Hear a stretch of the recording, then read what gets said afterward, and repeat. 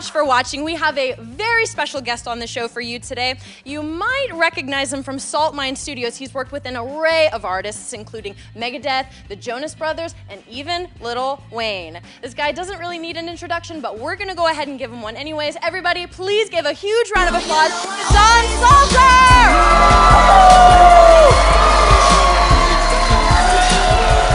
Hey!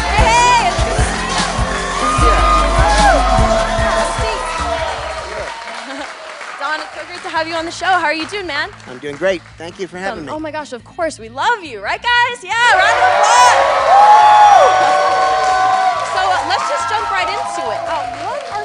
What was the thought process behind you starting a studio above your garage? I mean, really, like, has this always been a dream of yours, or what's the deal? Egocentric indulgence, number one, which basically starts everyone out of the box and gets them into the world of writing poetry, becoming a songwriter, Absolutely. trying to say something, and then having the audacity to believe that other people might like it.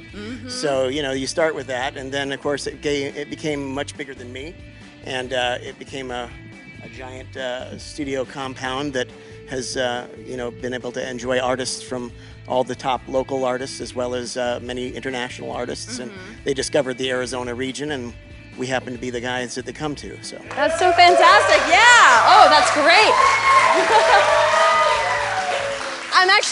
I'm so glad that you brought up independent and local artists, because even though there have been some really big names that have rolled through the Salt Mine Studio, you've always managed to maintain a sense of loyalty to the independent and local artists. How have you managed to do that throughout the years? now I'm a commitment. I've made commitments to the local artists from the very beginning. They're the people that started coming and paying my bills. You know, and so you love the local because the local is consistent, and it's the one pool of artistry that you can draw from every day. Definitely. Artists are generally on tour. Professional and national and international artists be on tour. They're not going to be with you, but once in a while they come through town.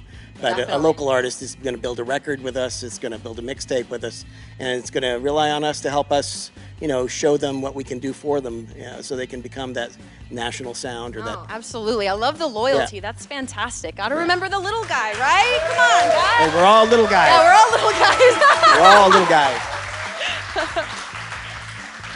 So I have kind of a fun question for you, and you can be as candid or not candid as you want with this, but working in the studio, I'm sure there have been some long days, but also some great nights. Are there any memories that kind of stand out for you that you want to share with us, maybe? Sharing on camera.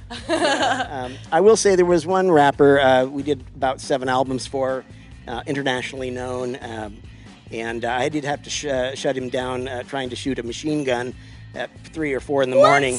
He was convinced that since we were in the desert, that he should be able to audition the machine gun, and I did dissuade him from that decision. No, this didn't happen. It didn't happen. Thankfully, he succumbed to my wisdom. Thank goodness. But we've had a lot of things we can't say a thing about. Oh, right, and I won't ask. And because the artists, they're a breed apart.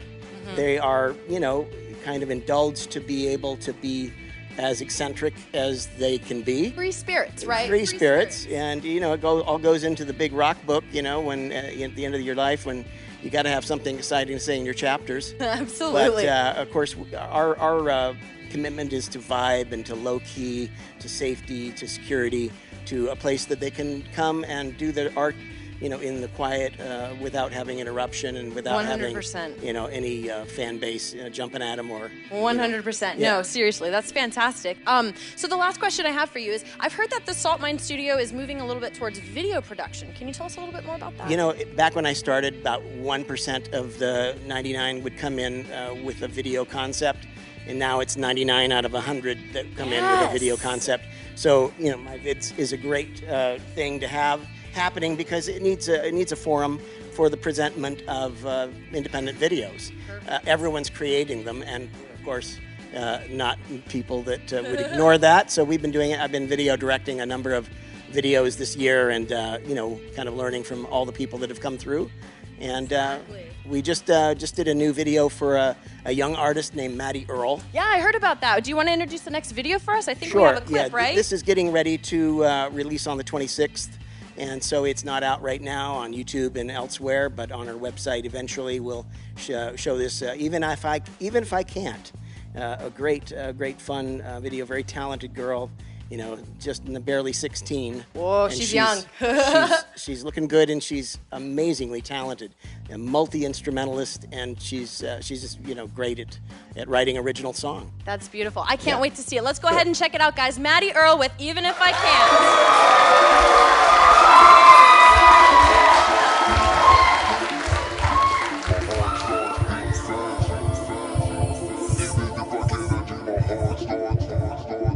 Why do I always fall for your same tricks, like I don't know 'em yet? The way our fingers feel together, like when we first met.